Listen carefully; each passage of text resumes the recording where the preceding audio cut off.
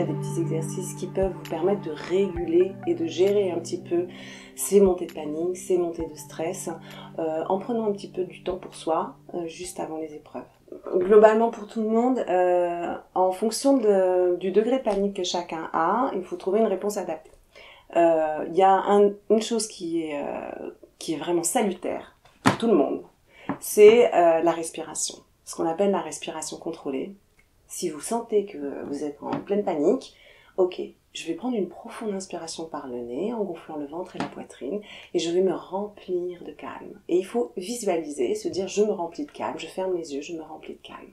On prend le temps de cette profonde inspiration, on bloque pendant quelques secondes et ensuite on souffle tout doucement comme si on avait une paille et on essaye d'allonger le temps de l'expiration pour se dire je diffuse ce calme en moi. Le petit top avec cet exercice, c'est que l'inspiration, la profonde inspiration permet d'apporter plein d'oxygène au cerveau.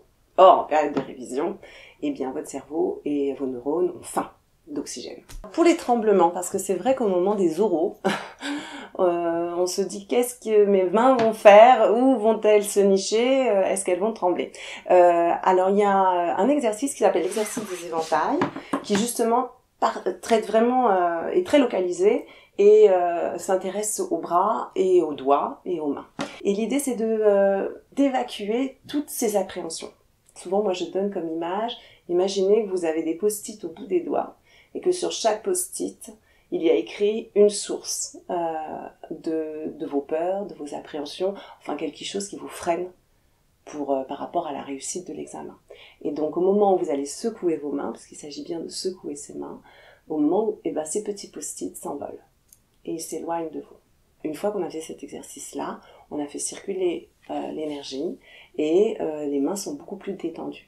On peut le faire, par exemple, juste avant de rentrer à l'épreuve, on passe aux toilettes, hop, on fait ça, ça prend 2 minutes et on n'a pas besoin d'avoir un grand espace, on n'a pas besoin d'avoir énormément de silence aussi, parce que c'est vrai que souvent les exercices de respiration, on a besoin d'un environnement assez calme. On peut aussi se dire, je change de posture. Si on est avachi à tournicoter ses crayons, ça va être compliqué.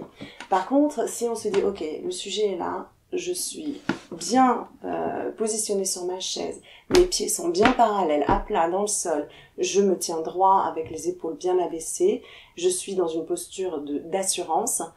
Rien que de prendre cette posture-là, ça peut déjà induire un changement de point de vue.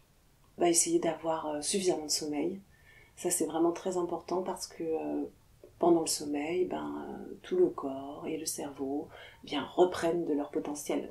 Et surtout, moi je dirais, parce que je trouve que c'est vraiment ce que je rencontre le plus souvent, c'est croire en soi. Et je pense que c'est de se dire, oui, je veux le faire, je vais le faire, je peux le faire.